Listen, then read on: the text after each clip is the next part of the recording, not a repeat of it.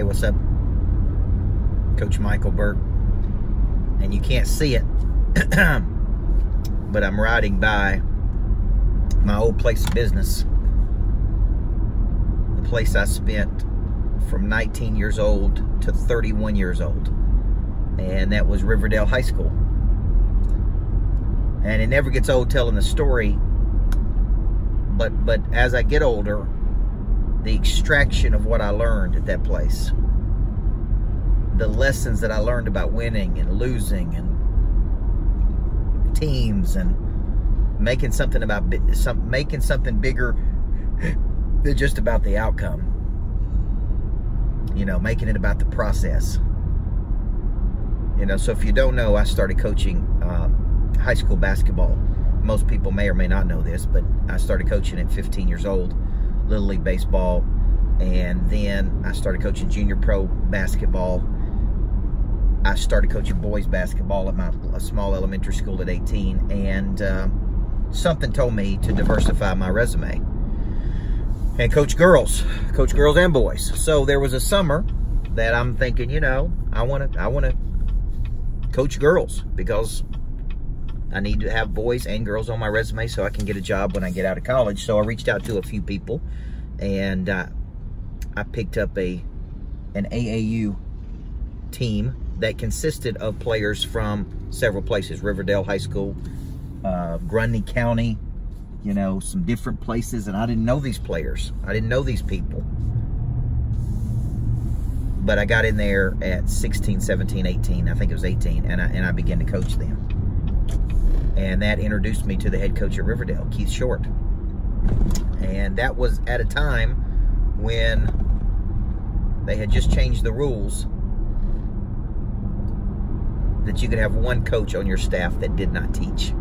So my exposure to Coach Short and my attitude about, man, every day your current role is an interview for your next role, impressed Coach Short. Impressed him enough to call me and say, look, we've got a spot on our staff. Will you come down and be one of my assistant coaches? And I go down to this large high school, second largest high school in Tennessee, and I become an assistant coach at 19 years old. I'm 19, I'm coaching 18-year-olds, and I'm coaching freshmen, and I'm learning. I'm learning team dynamics. I'm learning how to engineer people. I'm studying the 7 habits of highly effective people. I'm learning, I'm growing. I'm getting better. And man, I was so disciplined and focused. Show up early every day. Stay late. Do whatever it takes. I was learning how to be a great number 2. You know, we've got a course coming up called Working for a Monster. I was learning, you know, how to be a great number 2. I was learning how to show up when you didn't feel like it. I was learning how mean and vindictive people can be. It's a big thing I learned.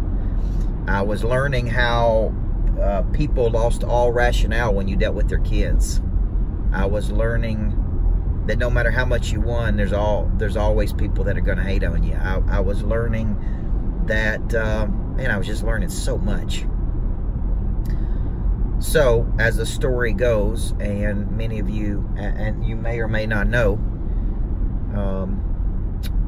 I went from being an assistant coach there to being the head coach at 22 years old, mainly because I was a great number 2, and mainly because I was valuable to the head coach, and mainly because I had so much drive and ambition, and most of the players liked me.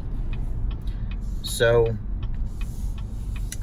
you know, they like being coached by a guy like me. They like being pushed. So what I'm learning there is I'm learning all of these things that I need today in business, right? Like, that's what I'm learning. And I'm learning it the hard way. I'm learning the grind. I'm learning the push. I'm learning the, man, ain't nothing comes easy. That's what I'm learning. So when I rode by that place today, it reminded me, you know, how could you love something so much like I did and then become so disenchanted with it? You know, my granddad always said, if you eat banana pudding every day for 10 years, you eventually get tired of eating it. I think 80-hour work weeks, little or no appreciation from people. I think I was bored. I think we mastered and conquered a lot of things that we needed to conquer, and my interest began to shift and change, and I began to see a bigger future. I began to want to become an entrepreneur. So after winning a championship and writing 3 or 4 or 5 books, I began to get this hunger and thirst to go out into the world and start a business and grow a business and really help people all over the world. And that was 11 or 12 years ago. So riding by that place today, man, it took me back to the good and the bad. Mostly good. Mostly good. And you're not going to have any good without some bad. That's just kind of part of the way life works. So I was reminded about the decade plus, really 12 years that I spent at that place. But I did learn one thing, man. I did learn how to win. And I did learn how to push. And I did learn how to drive. And I did learn how to get as much as you could out of yourself and out of people. And I did learn how to show up every day. So there are no losses in this equation. You're looking back on your past. Your past is not a loss, man. No matter how bad it was, no matter how much experience you went through, your past, as Dan Sullivan always said, a coach that I had for a while, is just the raw material for your bigger future. Riverdale was the raw material for me to build the life I want to build now. Listen, don't think that I'm not recalibrating my business every day and saying I do like this and I don't like this and I want to do this and I don't want to do that. But first you got to have options, and you don't have any options till you go out and sell something, create a business, and start creating demand. Once you create demand, right, now you got options. Till there's demand, you ain't got any options. You just got to do whatever it takes to go out there and produce. So leverage your past. Go back there some.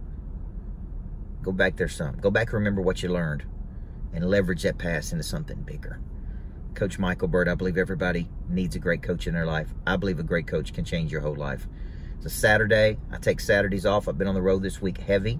So I spent a lot of time with my daughter, my wife today, and I'm just chilling out. But that memory going by that place reminded me. It took me back 99 to 08 and everything I learned there. So I had to get a quick video and tell you, man, hope you have a great weekend.